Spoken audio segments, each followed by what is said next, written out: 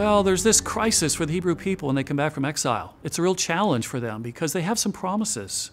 They had a promise from Jeremiah about a new covenant. And they're wondering, where is that? Has it happened? How will it happen?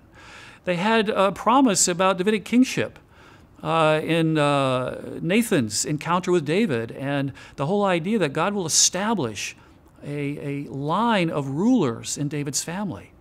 Well, they come back from exile in Babylonia under the Persians, and kingship is not there. The Persians are not going to permit the Hebrews to have a king.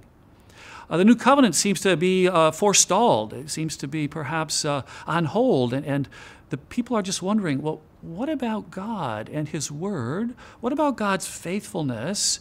And what about leadership? Where do we go, and how are we going to manage here underneath Persian rule now that we've been relocated in our land of covenant promise? We're back in Judah, where we belong. And so Ezra and Nehemiah, one of the important, I think, aspects of the history recorded there is the shift in a leadership paradigm to a more priestly oversight. This idea of a hierarchy, priestly rule. And Ezra is going to be important in that as he reorganizes the people around Torah and, in a sense, recenters the community around the law of God. That's also significant.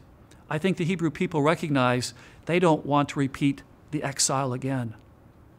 And if we can focus on Torah, if we can obey and respond to God lovingly in terms of what He asks of us, we don't have to repeat this experience of exile. We can remain secure in this land of the promise. And that was a real threat for the Hebrew people, that the exile could be repeatable. If we were to go back and sin those sins of the Canaanites, so to speak, if we were to go back and be idolatrous and forsake our God and forsake our covenant, we could risk losing the land again. So recentering on Torah was a significant part of Ezra's ministry. He's a priest.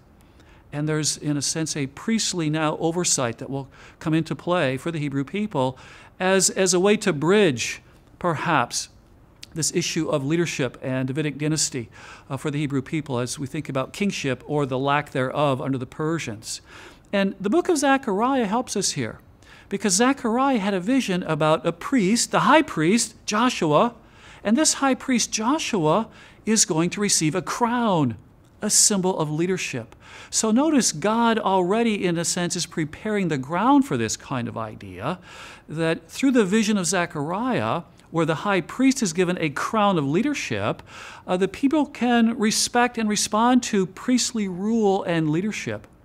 Again, it also may be foreshadowing, because eventually there's going to be a ruler, a leader, that will combine both kingship and priesthood in the same person. Two offices in one person, Jesus the Messiah. So it seems to me that Ezra and Nehemiah are important to us, because they remind us of this shift in leadership, but also pave the way for what we're going to see happen in the New Testament with the offices of priest and king rolled into a single individual, Jesus the Messiah.